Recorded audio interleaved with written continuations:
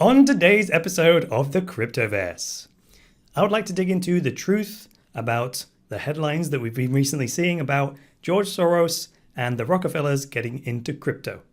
And no, Rockefeller is not that thing you do when your newborn baby son won't go to sleep at night. On a serious note though, who exactly are the Rockefellers and George Soros? Well, whenever we're talking about crypto and we use phrases like the global elite, the 1%, the powers that be, the banking families, those types of phrases, these are the people we're talking about, right? These are the people and the families with vast amounts of wealth and therefore vast amounts of power. Now, George Soros actually happens to be a self-made billionaire. So he made his fortune in a single lifetime, starting from nothing. He actually survived the German Nazis who invaded Hungary, and he fled to England in 1947. After which he started a couple of hedge funds and became a billionaire. And he did so by applying Karl Popper's general theory of reflexivity to financial markets. Now that's the general theory of reflexivity, not Einstein's general theory of relativity. Different thing. Anyway, George Soros, after giving away $18 billion of his wealth to various causes, his net worth today sits at about $8 billion. And George Soros is also famous for doing a short sell on the British pound to the tune of $10 billion. And he did so just prior to the 1992 Black Wednesday currency crisis in the UK, of which he made a profit of $1 billion in a single day. So he's kind of famous for that. The Rockefellers, however, they have what I'd call generational wealth, which has been passed down from originally John D. Rockefeller, who established Standard Oil way back in 1870, and he built a net worth of $400 billion, right? That's the figure quoted by Forbes if you adjust his wealth for inflation from 1913 figures to today's money. And the Rockefeller family is also well known for having a controlling stake in Chase Manhattan Bank. So that's roughly who we're dealing with here, which is why I said that at the beginning. Now, when we refer to these people in the category of the elites, well, we use that as a general term to kind of group a bunch of people together that we believe are dead against cryptocurrencies, right? That's kind of the way we talk about it. And we say this on the basis that they've made vast amounts of wealth by playing the game, and they're probably not in support of the idea of completely changing the rules, which is what we're proposing to do with cryptocurrencies, right? That could be a scary thought to them. So how exactly are these folks getting involved in cryptocurrencies? The way it's being reported in the headlines, right, because it's designed to get attention, it's almost as if George Soros gets involved in crypto. It's almost like George Soros himself has opened up a Coinbase account with his debit card. I can guarantee you that is not what he has done and not what he will do. Oh, but by the way, George, if you are watching this and you do decide to set up a Coinbase account, I would very much appreciate it if you would use my referral link in the video description. Thanks, mate. So I draw your attention to this because I want to point attention squarely at why and when these big whales have chosen to get involved, right? Do you not think the timing is a bit coincidental, right? Right after an 80% market crash. So don't you also think that these people would have positioned themselves in the markets before making their involvement public? I'm just asking, right? They know that they are brand names, and they know that they're well known in the investing world, and they know that the average Joe is heavily influenced by such authority figures, right? So if the average Joe sees a big name like George Soros getting involved in cryptocurrency trading, well, that gives crypto a certain amount of legitimacy in their eyes, and it gives the average person confidence to get involved as well, right? Because they figure, well, if George Soros is sticking his money in there, well, crypto's not going anywhere, right? Now, I actually think that these big whales are actually counting on this phenomena.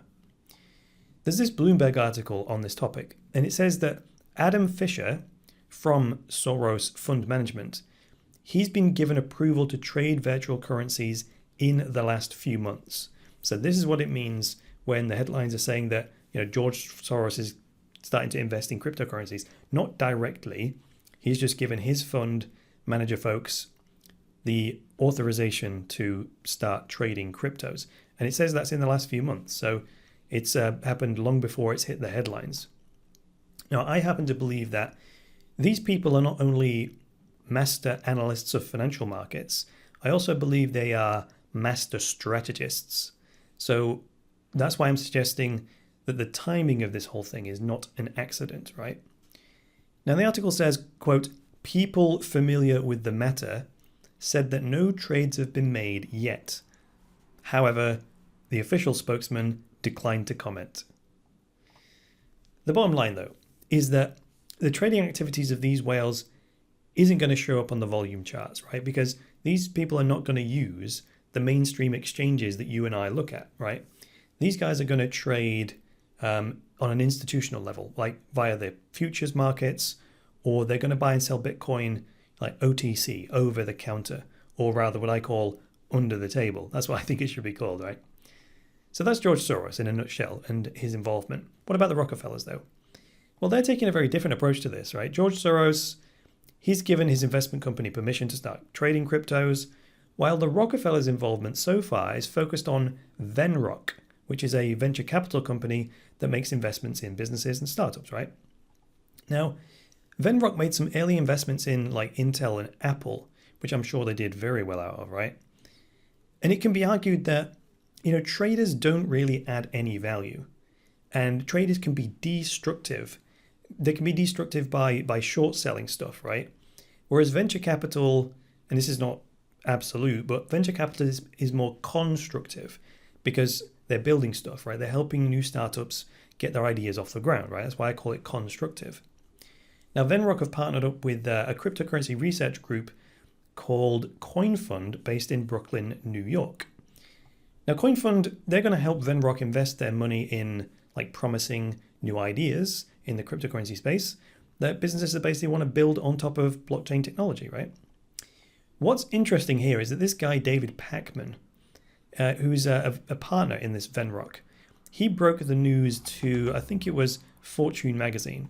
When he broke the news, he said that he's not interested in investing in short-term profits, like speculating for short-term gains, which he's thinking more long-term, which is typically how, when you want to do a venture capital play, it may be 3 to 5 years or maybe more before you look to get your return on investment. I say 3 to 5 years because technology companies generally, if they're successful, grow really quickly, and especially crypto companies, right? They grow real quickly if they're successful. Now, this CoinFund organization, it's been around since 2015, and they've backed a number of other projects, such as the Kick ICO, if you remember that one, which was that new kind of chat app. It has you can talk to bots and get it involved in conversations and stuff like that. Another project they backed is this YouNow live streaming service, which has now expanded into crypto via the Props project. Props, I think that's an acronym, but they list it all in capitals, so I just assume it's an acronym. And then more recently, they've backed CoinList, which helps companies launch ICOs that are compliant with regulations. So that makes that a good source for investors, since anything that appears on there will have been vetted, right? And will already have passed regulatory scrutiny. So to sum this up then, when I first started researching these stories, my mindset was that these were like big whales that would make power moves in the crypto space to put them in control. That was the lens that I began with. And it's always good to challenge those lenses, right? Now, it's hard for me to see the Rockefellers move through that lens, right? Despite my conditioning. The CoinFund organization, they seem to have their head screwed on. They seem squarely focused on building a freer world. So let's hope they can stay on course in that regards. George Soros, though, his move looks more like what I would expect, right? Now, Soros Fund Management, they did invest in Overstock.com, which was one of the first online stores to start accepting crypto as payment, but in my eyes, that's not very significant. So also bear in mind that this is only one round of news stories, right? So I'm still going to have to reserve judgment on the overall view of this. My conditioning, though, it tells me that people like George Soros, they know that the markets are full of people who know very little about financial markets and full of people who have very little control over their emotions when it comes to money, right? It's just inexperience. These are professional fund managers, right? So what that means is they know that all they have to do is like knock over the first domino, and the rest of the process kind of takes care of itself. Just because human behavior is so predictable, right? If the likes of George Soros can dip the price, well, the market panics, people sell, the smart money buys, and people rush back in again, and then the process repeats itself. And that's generally how wealth is transferred from the masses to the elites. And also, each time round that cycle, well, the wealth gap gets just a little bit bigger, right? The wealthier get a little bit more of the pie, and we get a little bit less of the pie. And quite frankly, this is why I've decided to dedicate myself to the education business, because to my mind, that's our only chance to break this invisible thread that leads from the buttons that they push through the markets and then right to our emotional center, right? If they can make us feel a certain way, well, they can pretty well predict what action we will take. And it's our job to break that cycle. Now, as I've said before, my tool of choice is the Holosync program. So if you're sick of being emotionally manipulated by the markets, I invite you to check that out. If we don't break this cycle, the top 1% will have grown from owning 50% of the world's wealth today to owning 64% of the world's wealth by 2030. So that's almost 2/3 of the world's wealth held by 1% of the population. So cryptocurrencies and blockchains are half the battle, but self-mastery is the other half. So that's all I've got for you for today, guys. If you like this episode, go ahead and hit that like button. And if you're new around here, get subscribed. And if you like what you heard today and you think I know what I'm talking about, why not check out my online school where I've got formal online courses you can take on Bitcoin, cryptocurrencies, and blockchains that will teach you step by step and in a lot more detail. You can check that out at cryptoverse.com. Alright guys, that's all for today. I'll be back with another episode of the Cryptoverse.